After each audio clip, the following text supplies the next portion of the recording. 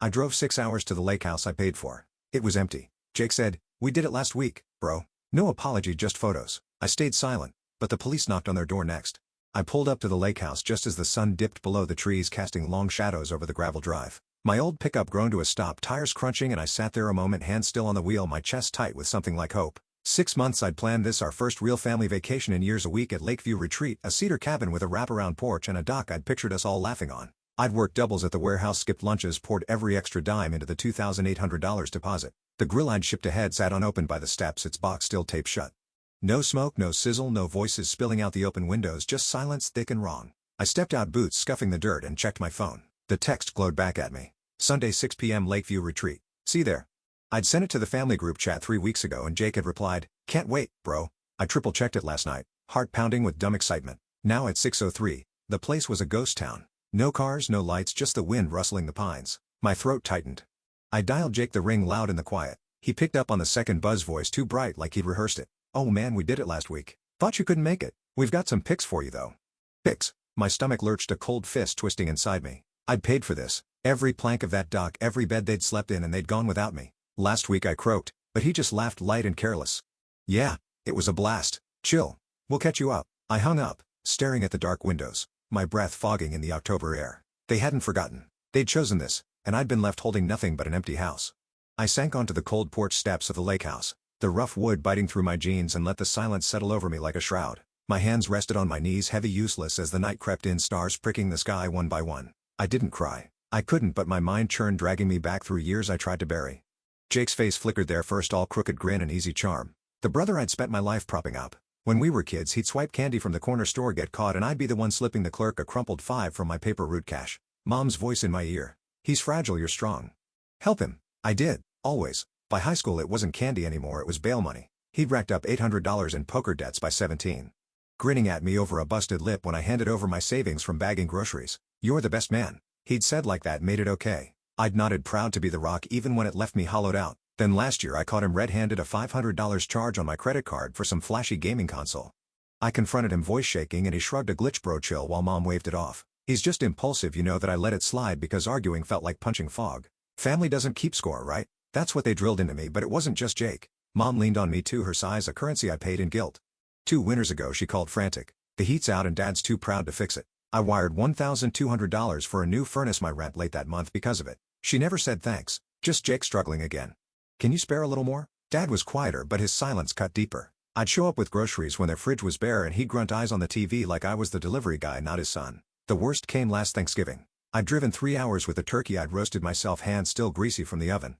They were in the den laughing over wine I'd brought the month before. I lingered by the doorway unnoticed, catching Jake's voice. "He's got no life, just a paycheck with legs." Mom chuckled soft and sharp. "Well, he's good for something." Dad snorted, didn't argue. I stood there, the tray trembling in my grip, heat climbing my neck. I set the turkey down and left without a word, their laughter trailing me to the car. I told myself it was just talk, just a bad night. Love meant taking it, didn't it? Now on this porch that lie unraveled. The lake house wasn't a fluke. It was a spotlight on the truth I'd dodged for years. I'd built their world brick by brick. Jake's rent when he got evicted, Mom's car repairs, Dad's fishing gear he forgot to pay me back for. I thought it was duty proof I belonged, but belonging went one way, they took, I gave, and when it came time to sit at the table I'd set, they locked the door. My phone buzzed in my pocket, a notification from the bank app one hadn't checked yet.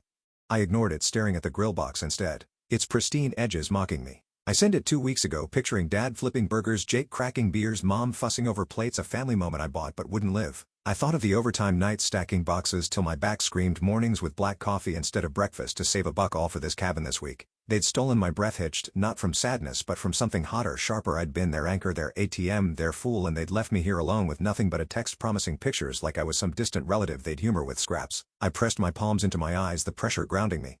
This wasn't the first time they'd cut me out, but it was the first time I saw it clear. They didn't forget me by accident. They chose it. Every time my hands dropped and I stood, the chill seeping into my bones. The lake stretched dark and still beyond the trees, reflecting a sky I couldn't reach. I'd spent years proving I was worth their love, handing over pieces of myself. Money, time, pride, until I was threadbare, but love shouldn't leave you bleeding. I turned back to my truck, the keys cold in my fist. They'd had their week, their laughs, their fish. Tomorrow I'd have mine, not revenge, not yet, but a reckoning. I wasn't their shadow anymore. I was done building homes they'd never let me live in. I drove back from the lake house that night, the empty cabin shrinking in my rearview mirror, its dark silhouette swallowed by the pines. The highway stretched ahead, a gray ribbon under a moonless sky, and I gripped the wheel until my knuckles ached. Rage simmered low in my gut, not loud not yet but steady like a coal that wouldn't cool. My phone buzzed on the passenger seat, Jake's name lighting up the screen. I let it ring out then swiped to his text. Bro chill, we'll send you some fish we caught. Epic week fish like I was a stray they'd toss a bone to. I didn't answer. The words looped in my head. Epic week and I pictured them. Jake reeling in a base, mom snapping photos, dad cracking a beer I'd paid for all while I'd been stacking boxes, counting days dreaming of a dock I'd never stand on back at my apartment. I dropped my keys on the counter and sank into the couch, the springs creaking under me. The quiet was suffocating but I couldn't sleep, not with that heat building inside. I grabbed my laptop more out of habit than intent and opened my bank app to check my balance. That's when I saw it, a $1,200 charge posted yesterday from Lakeview Boat Rentals. My breath caught. I hadn't rented a damn thing. I'd been at work when that transaction hit. The date matched their trip, though last week when they'd been living it up without me. My cursor hovered over the details, and there it was, authorized by a card in my name. The one Jake knew, the number 2 from that glitch last year. He hadn't just excluded me. He'd stolen from me again, and this time it wasn't a mistake. I slammed the laptop shut, my pulse hammering in my ears. I saw red, his smug grin, his careless shrug, the way he played me for years while I ate the cost. I grabbed my phone and called Mom. My voice tight as wire. "Where's Jake?" She paused, then sighed, that familiar tone she used to smooth things over. "Oh honey, he's at home." "What's wrong?" I didn't mince words. "He used my card for a boat rental. $1,200. Last week." Another pause, longer this time. "Then he didn't mean it, you know how he gets. He just wanted to make it special for us." "Special?" The word landed like a slap. "For who?" I snapped. "Not me. I wasn't there." She started again. "He thought," but I cut her off. "He thought I'd pay for it anyway, like always." I hung up before she could spin it further, my hand trembling as I set the phone down. I paced the room, the cheap carpet scuffing under my boots. It wasn't just the money though. $1,200 was half my rent, a hit I'd feel for months. It was the intent. He'd planned it, typed my numbers into that machine knowing I'd be none the wiser, laughing with them on a boat I'd never ride, and Mom defending him like it was nothing, like I was the one overreacting. I stopped by the window, staring at the street lights flickering below, and something clicked sharp. Final. This wasn't a slip-up or a misunderstanding. They'd taken my trust, my work, my place in this family, and turned it into their playground. I'd been their safety net so long they didn't even see me falling.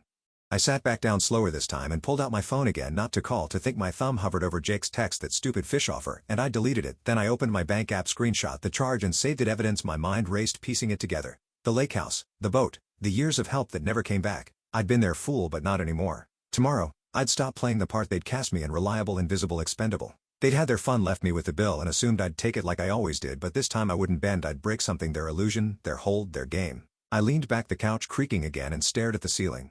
The rage wasn't loud anymore. It was cold, deliberate, a blade I'd sharpen overnight. They thought they could keep me in the dark, but I'd been watching too long. Tomorrow I'd step into the light and make them see me not as their bank, not as their shadow, but as the one they'd pushed too far. This wasn't over. It was just starting. I pulled into Mom and Dad's driveway the next evening, the engine ticking as it cooled, a thick folder tucked under my arm. The house glowed warm through the windows, a lie of a home I'd never really belonged to. I hadn't slept, spent the night printing bank statements, receipts, every trace of what I'd given them. My boots hit the porch with purpose, and I didn't knock, just walked in. They were in the living room. Jake sprawled on the couch scrolling his phone. Mom fussing with a tray of cookies. Dad hunched in his armchair. A baseball game flickering on TV. They looked up startled, and I didn't wait for their hellos. I dropped the folder on the coffee table with a thud. "This," I said, voice flat, "is what I've paid for you." Jake smirked, not even sitting up. "What's this, your diary?" I ignored him. Flipping the folder open, pages fanned out. $2,800 for the lake house, $1,200 for the boat rental, $800 for his old gambling debt, $1,200 for Mom's furnace. "The lake house you enjoyed without me," I said, pointing. "The boat you rented on my card. Years of help you never paid back. I'm done." Mom's hands froze mid-fuss, her mouth parting. "Honey, we're family." "Why make it ugly?" Jake snorted. "You're so dramatic, man. It's not like we held a gun to your head." I locked eyes with him. "No. You just took what I gave and laughed when I wasn't looking." Dad muted the TV, frowning. "What's this about a boat?" I slid the screenshot across the table. $1,200, Lakeview Boat Rentals, authorized last week. Jake used my card, again, while you were all out there fishing. Jake's smirk faltered, just for a second. Then he shrugged. "It was for the family. You'd have done it anyway." I leaned in, voice low. "I reported it as fraud this morning. Cops are digging into it." The room went still. Jake's phone slipped to the cushion. Mom's tray clattered to the floor. Dad stood, face reddening. "You turn on your own brother over this?" "He turned on me first."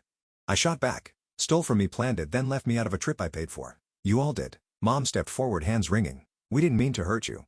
Jake said you were busy, that's all." I almost laughed. Dry, bitter. "Busy? I was working overtime for that cabin. You knew that." Jake rolled his eyes. "Get over it, bro. It's not a big deal."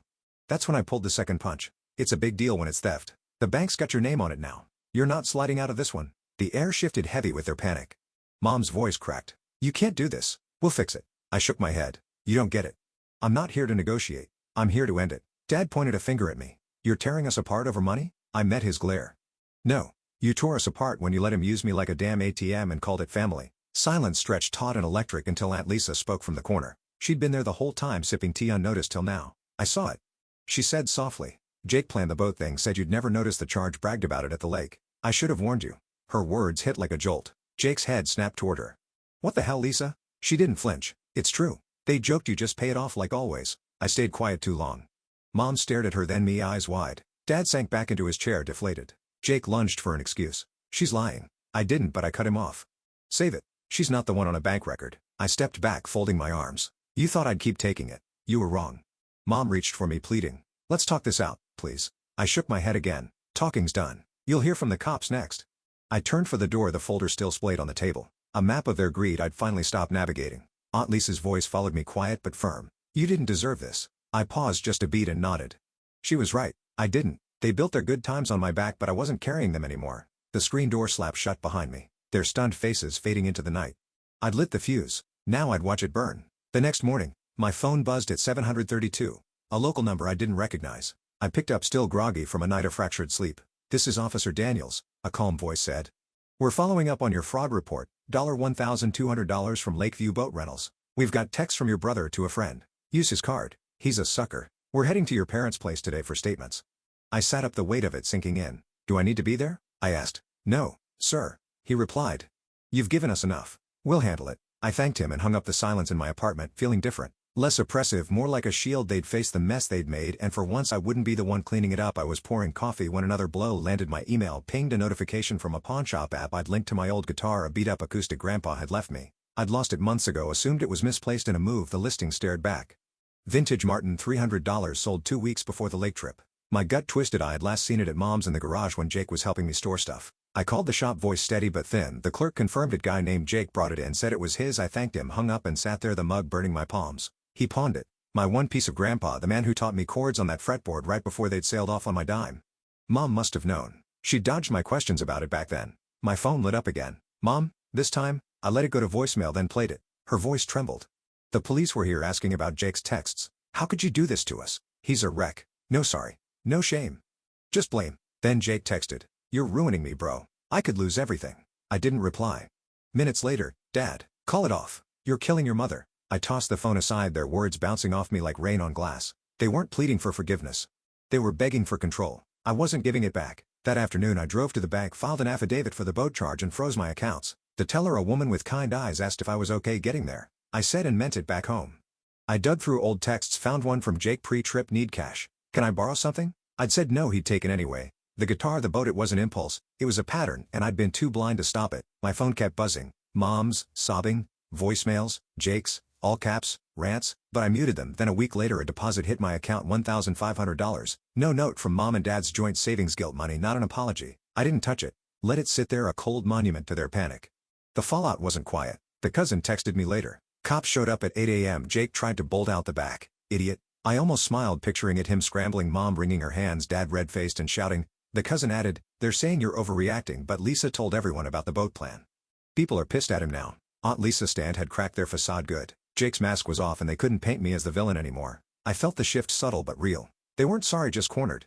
For years I'd been their fallback, the one who bent so they wouldn't break. Now they were scrambling and I was still standing. I leaned against my kitchen counter, the coffee gone cold, and stared out the window. The street below hummed with life, kids biking, a dog barking, none of it. Theirs. They'd taken my money, my trust, my memories, and left me with scraps they thought I'd settle for, but I wouldn't. The police, the deposit, Lisa's words. It wasn't justice yet, but it was power, mine for once. I exhaled long and slow, the coal in my chest cooling to something harder, sharper. They'd learn what it meant to lose me, not just my wallet but me, and I'd make damn sure they felt it. 3 weeks later I loaded the last box into my truck and left for a small town in Oregon, 800 miles from their voices. My new place was a weathered rental with a sagging porch and a view of fir trees. Rent half what I'd paid before, no echoes of guilt trips. I bought a cheap guitar from a thrift shop.